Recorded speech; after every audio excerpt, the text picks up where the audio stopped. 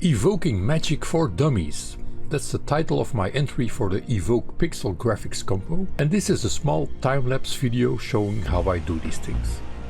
Made, of course, with my homemade pixel editor dpaint.js. Usually I start an idea on paper with some quick sketches, and this is the sketch that seemed a nice fit. And this is the palette to be used, set by the Evoke compo. I want to keep it low res because of, Amiga. So I rescaled the sketch to 320 by 240 and, cheating a bit, I'm using it as a background to quickly do an outline version. While the outlines just form a base to start working from, they don't have to be super clean or very detailed, we're not gonna use them in the end. When working with a limited amount of colors, I like to do most of the drawing in grayscale. It's way easier like that, and it still feels like sketching with a pencil on paper. Let's not worry about the fixed palette for now and use a soft transparent brush. I map white to the left button and black to the right button so I can draw light and dark in a single stroke without having to switch tools. Handy. And when done, map it to our fixed palette of 4 shades of grey. Bam! For the paper I'm just using random lines. Then adding details. Starting with the eyes, always the focal point.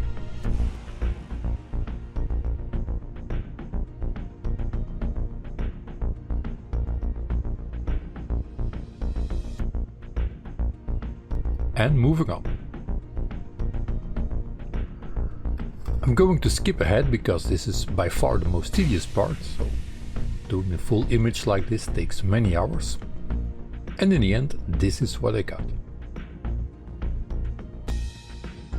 Of course we used 4 greys, which are not in the Evoke palette, so I'm changing one of the greys to blue. Well, I probably should have stopped right here, because it's already a pretty strong image, but yeah, let's indulge ourselves and add some Tury Things. Because Tury Things are like the cowbell of graphics, you just can't have enough of them. Just can't get enough, just can't get enough. Making a time jump again. Now let's proceed to the juicy bit, adding color. After all, there are still 2 colors we haven't used in the palette. The trick to make an image look like having more colors than there are is dithering. You place colored pixels next to each other, and the human eye will blend those together to trick your brain to see colors that aren't there. Now, people usually assume I use automated conversion tools or AI to get this effect, because doing dithering pixel by hand like in the old days is quite hard. But in fact it's a pretty simple trick. Let me show you. First I'm going to take all the black pixels and put them on a separate layer. So I can paint on a layer underneath that one without destroying the image.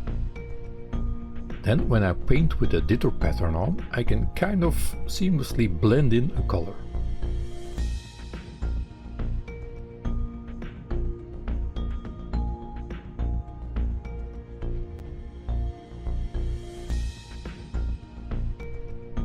Trying out some different dither patterns. And in this step I like to keep each color on a separate layer so I can quickly erase and recreate each color layer when needed.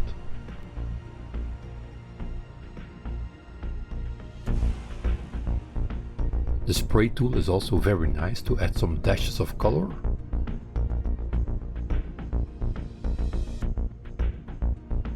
Now, the goal is to have a harshly colored version of the image, so don't be too careful, just go out.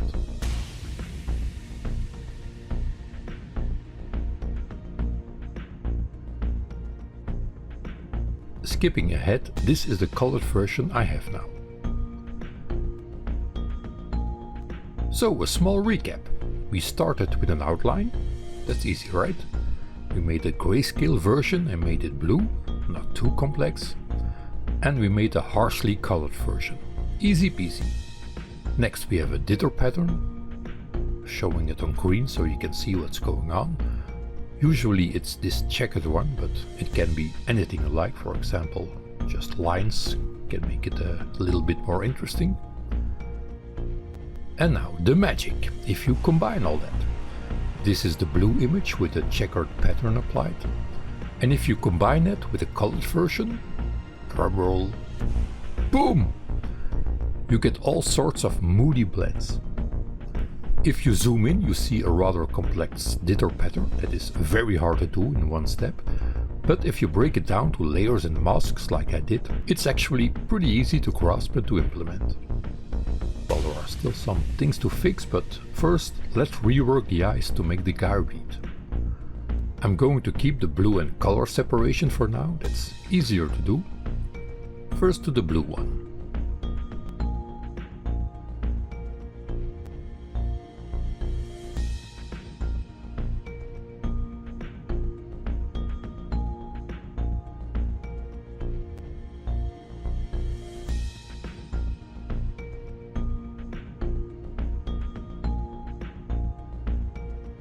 Looking down,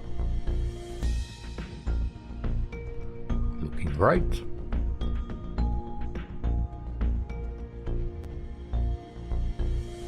looking left,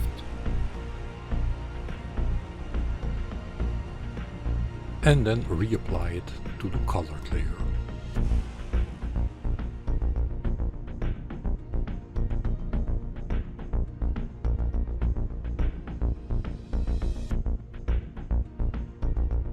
There. Next step, more swirly twirly things. The idea is to have transparent smoke coming out of the pages. Now the animation features of dpaint.js are still very basic, more is to come working on it, but for small scale frame based pixel animations like this it's pretty usable. Drawing the smoke swirlies frame by frame. And about halfway of the frames I aim to end up more or less at the first stage again. Okay, that's turning out to be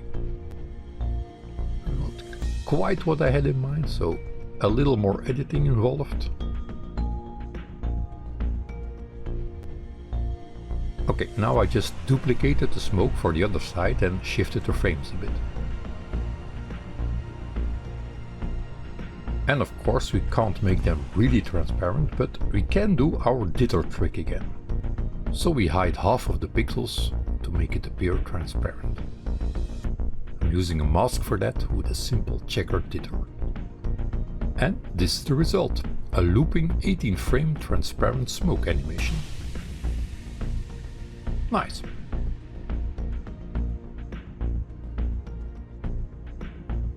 Cleaning up some things.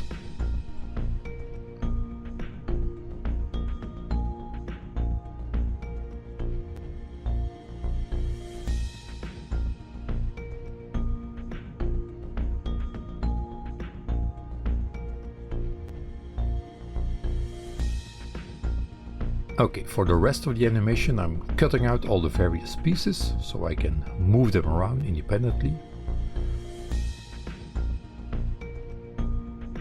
I'm not going to show you the construction of the full animation, you can refer to the source files for that, but I'm just going to show you the basic technique I use, for example the book intro.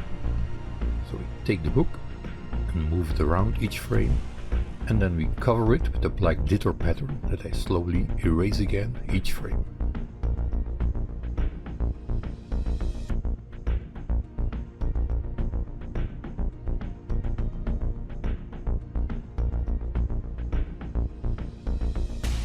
Then I added the book title and animated each part and the final result.